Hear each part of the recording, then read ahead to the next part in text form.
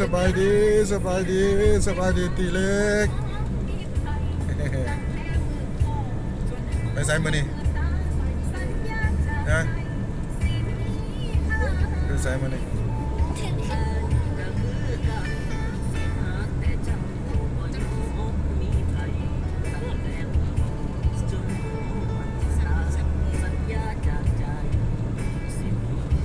กำลังเดินทางไปเมืองเฟืองไม่ห่างนางไม้ผู้แซ่ผู้สาวทางเมืองเฟืองเห็นตีเล็กทักทายเด้ออีทางนี้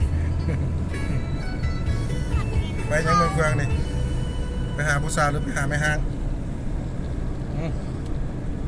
ว่าไปหาผู้สาวหรือไปหาไม่ห่างเนี่ย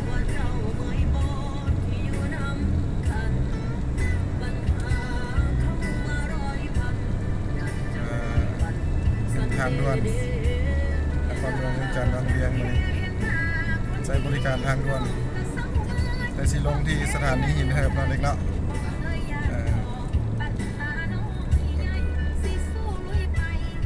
จอดแบบฉุกเฉินแล้วเนี่ยอันตรายไว้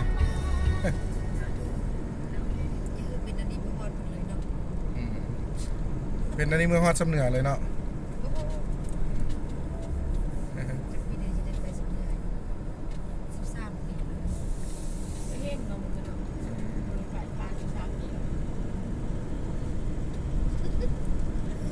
แจ้งแล้ว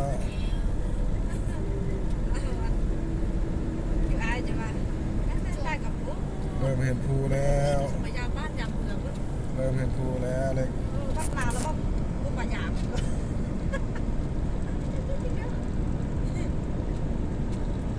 เล็กแต่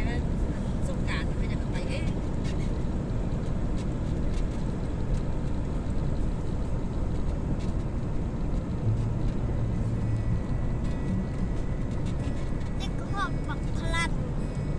โบราณฮอดมันฝรั่ง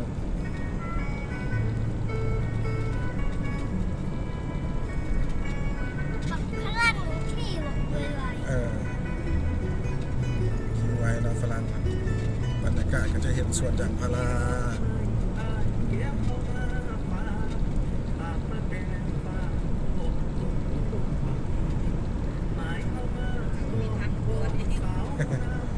ทีมงานที่ไปปิกนิกก็จะประมาณนั้นแหละ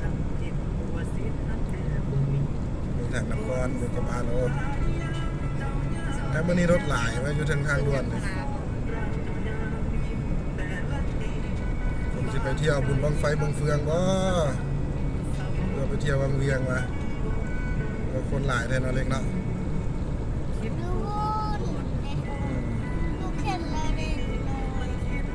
อันนี้เขาสิลงสถานีหินเหิบมาเลย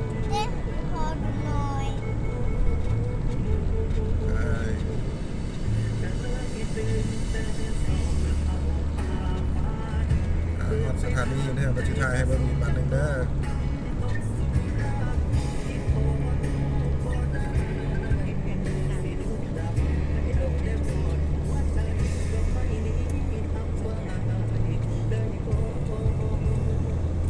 การที่เขาจะทำหินเหิบแล้ว2 กิโล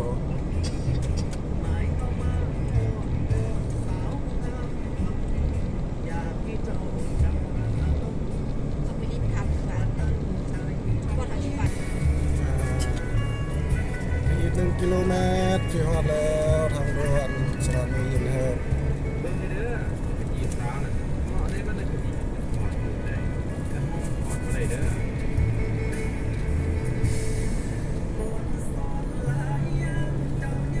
ในห้างนางไม้แถวเมืองเฟืองมื้อนี้ผู้แซ่ผู้สาว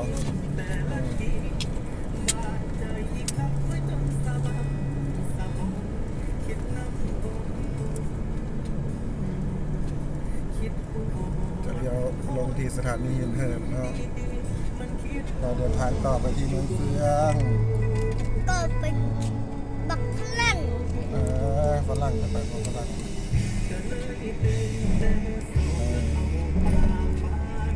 นี่รถเขาได้นี่เนาะ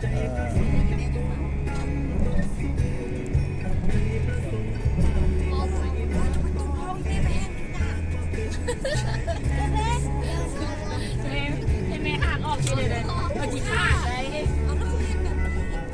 อามาอ้างเนาะอยากได้อยากนะ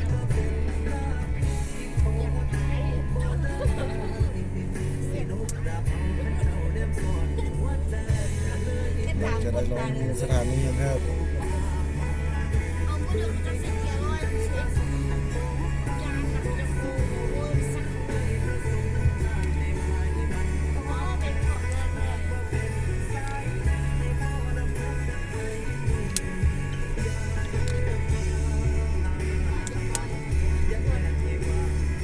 ม่เรา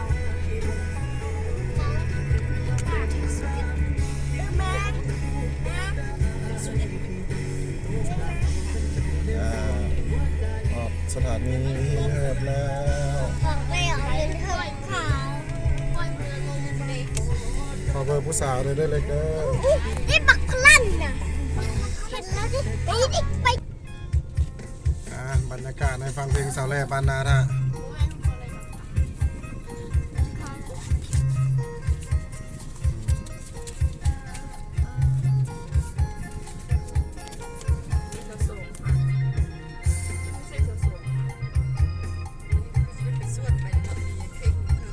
ขอเบอร์ผู้สาวเลยได้เลยเด้อ